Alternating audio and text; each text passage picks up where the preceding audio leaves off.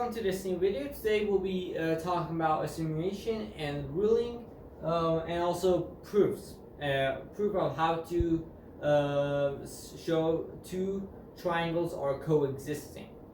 Now, before I get to this, I need to explain one thing. This is also geometry, okay? And this thing might not be so useful, but at some point, if you want to show that these two triangles, it's mostly for triangles by the way, are two existing, then this is the best way to know. Okay? Now, first of all, there are 5 ways you can show a triangle that's coexisting. Now, I got 2 triangles right here, and I'm going to explain. So, okay, now, how, what number 1 way? So, 1. How do we say it? Now, number 1, which is the easiest one, is when you have all these 3 sides that are equal. Okay. So, S, side, side, side. Okay. Right. So let me just put names for them. So, A, B, C, D,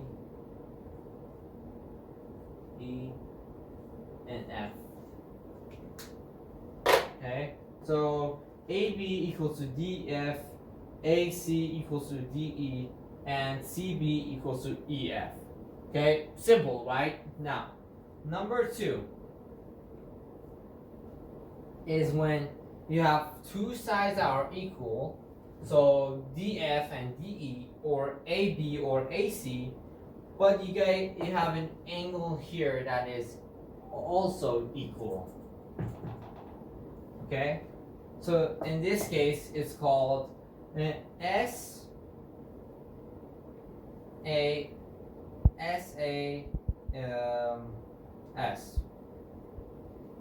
Now, number 3 is when you have 2 angles that are equal. So for example, we got AB and DF are equal, and A equals to D and B equals to F. In that case, our third is ASA. And that's how these 3 works. Now, what are the other 2?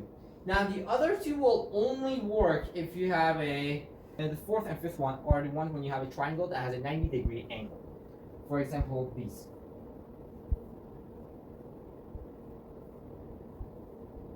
Okay. Now, how does this one work? So let me just put this. Okay, it is.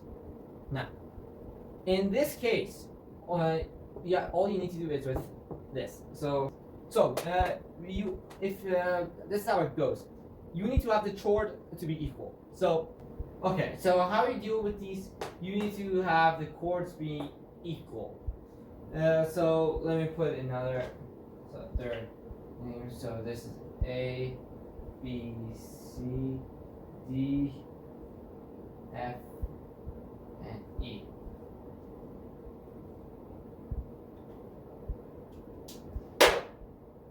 Okay. In this case, so our 4th will be, you have this equal and you have these 2 equal.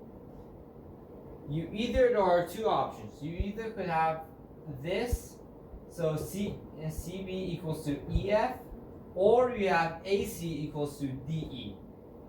Either way, this will be a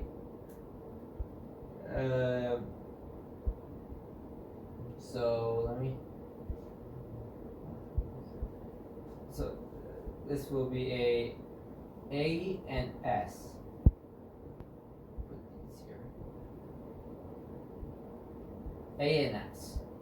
And the 5th one will be if you have any degrees, any angle that are equal. So in that case, you'll have A and A. So this is like 5 things of it. So yeah. Now, yeah, this is basically everything you need to know about the coexistence. 5 easy ways to show that they are equal.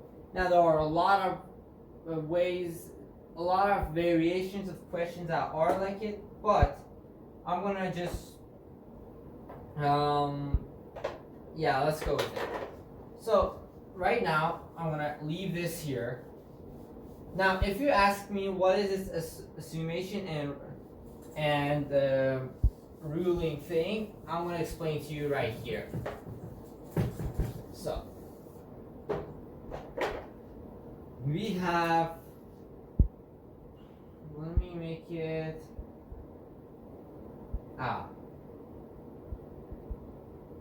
so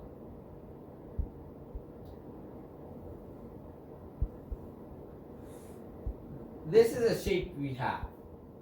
Okay, this is a 90-degree angle. Okay,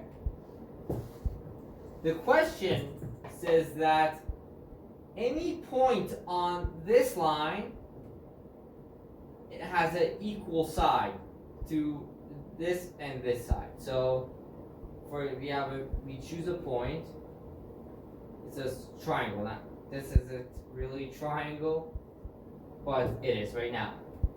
Now A, B, C, and H. Now, what does the question say? It says that AC and AB. So our ruling,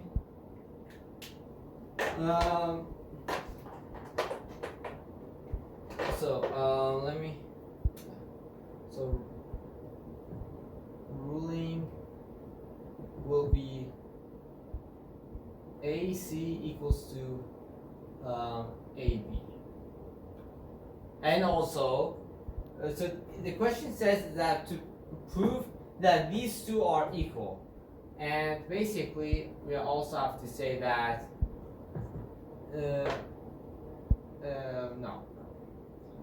we need to say, oh yeah, this one. So ACH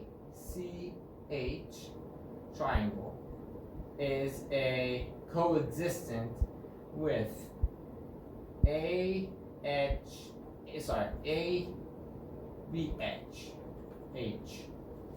So this is the rulings that we need to prove. Now what are our assumption?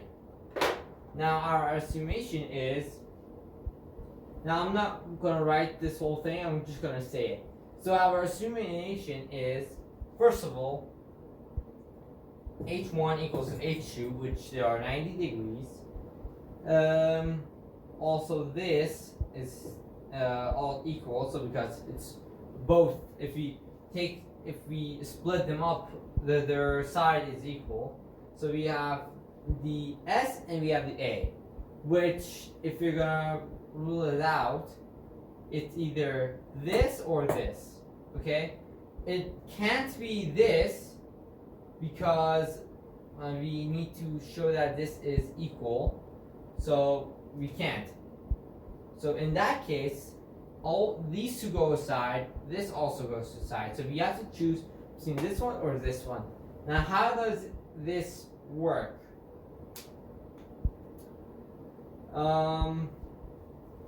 Let me see.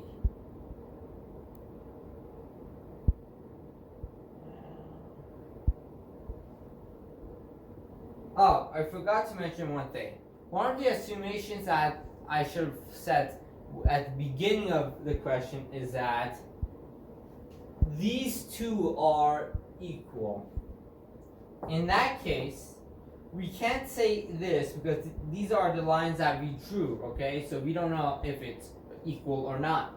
But these things are equal. I forgot to say, write this. So in that case, the question is SAS, okay? Now, we need to write a whole thing. So, be my guest, I'm going to show you how to write it. Now, reasons. You only need 3 reasons, okay? Now, I always do this, so now reason 1. CH equals to BH. So CH equals to BH equals to A. A for estimation. Now AH equals similar, and now the other one is having H1 equals to H2 equals to 90 degrees. Okay, yeah, and in that case, we have a SAS, which proves ACH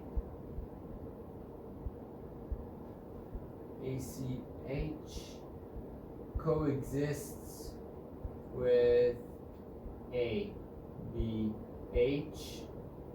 Now, which this also proves. So this also proves that AC equals to AB. Yeah, and that's how you have coexistence and ruling at the same time. Now, here's one more thing. If the questions ask you to write the coexistent, to write the ruling and estimation, you need to do this. Just write all of this. Do not write this, okay? Write all of this into a chart, a T-chart, and write all this in the ruling part. So, yeah, that's how it works. It's easy. So, if I'm gonna draw it, it will be like this. So, R and A. Okay. So, CH equals to BH.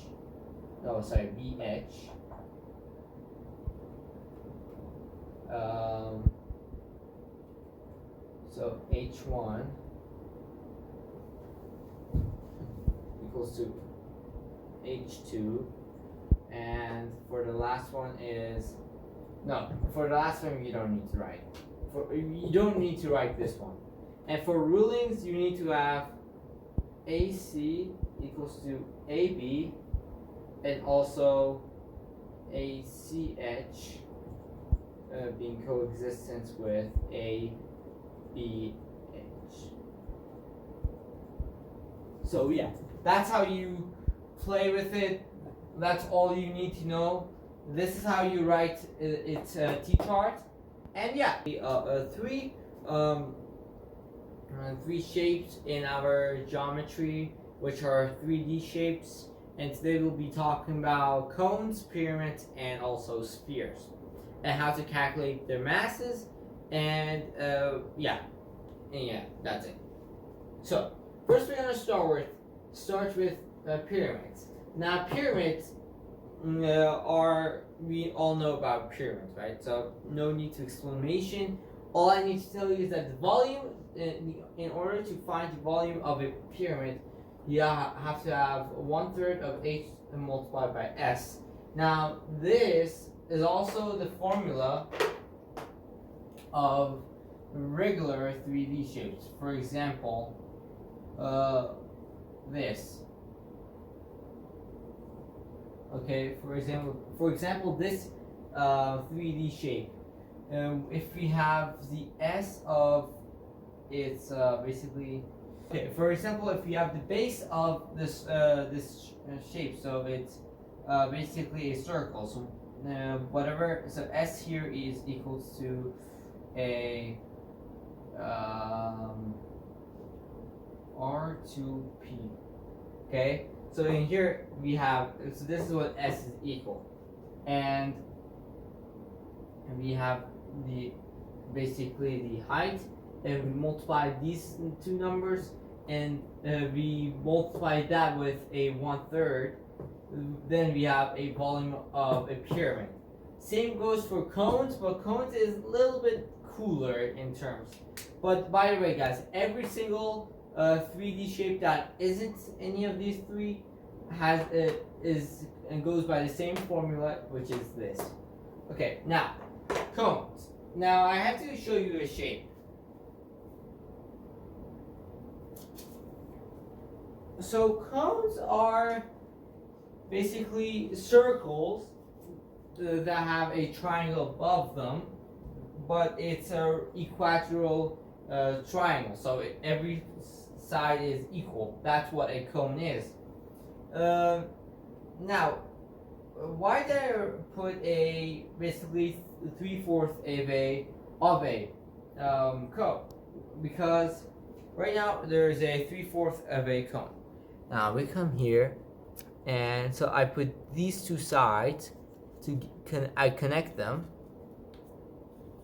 So I don't know if you guys can see it, but right here you can see there's a cone. It makes a cone. So yeah.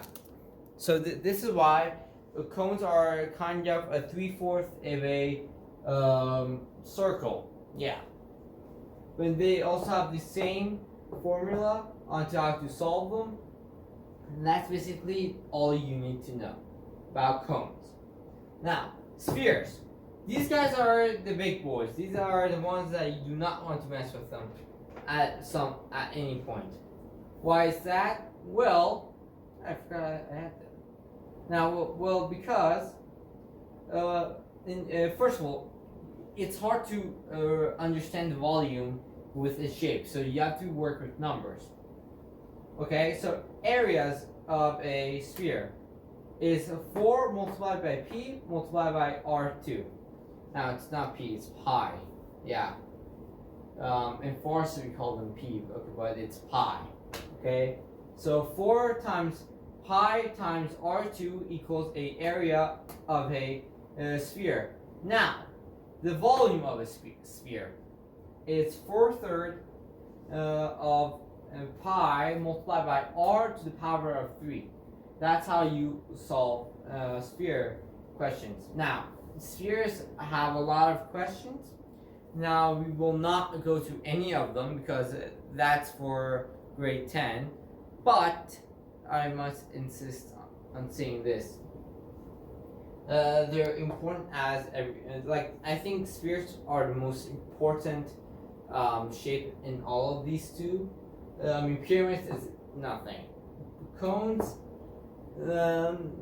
I don't know. Cones are useful, but not that useful when it comes to sphere. But yeah. Anyways, similarities. So this is the final part of the grade 9 geometry of the 3-part geometry. Now, similarity is our final subject. What is similarities? Similarities means that two triangles or two shapes. It doesn't matter if it's a triangle or any other angle, but triangles is the best example. It basically says that two triangles are similar to other. Now, how do we explain that? Well, there are two ways. One, the similarity ratio of their sides. Number two, every angle being the same. Now, for example, this is a rectangle. So now this is 2, this is 4. Okay? We have this. And we have also this. So this being 4 and this being 8. Now the similarity ratios will be like this. So 8/4 equals to 4/2. Now it doesn't matter which one you write. Just know that if you write one of them, so if you write the bigger, let me make this a bigger one. So if you basically write the bigger one first in the denominator, you have to write the small ones in the denominator or the other way around. Okay, so now these two are equal. So I explained to you what the similarity ratio is. Now, for angles, I need a triangle. So basically, in that case, that means this triangle and this triangle have the same angles. So, okay, now in that case, the only difference with them will be their sides. So this is 1, 2, 3, and this might be like 6. No, well, actually, if you're more, I'm gonna do it 2. So 2, 4, 6. Okay. Now in that case, the similarity ratios will be the same. Everything will be the same. If it has every angle being the same, then they are similar no matter what you do with them. Okay. That's what similarities is. Similarities doesn't have anything to add. All I need to tell you guys is that there's a thing about similarities that I need to talk about in grade 10 math. Right now it's too early for grade 9, and also it won't come into any use in grade 9. But I will talk about them in grade 10 math. So I hope you guys enjoyed this final part of our grade 9 math. I hope you guys enjoyed it. Please make sure to share and subscribe and click that like button. And I'll see you guys later in alligators. Bye bye, guys.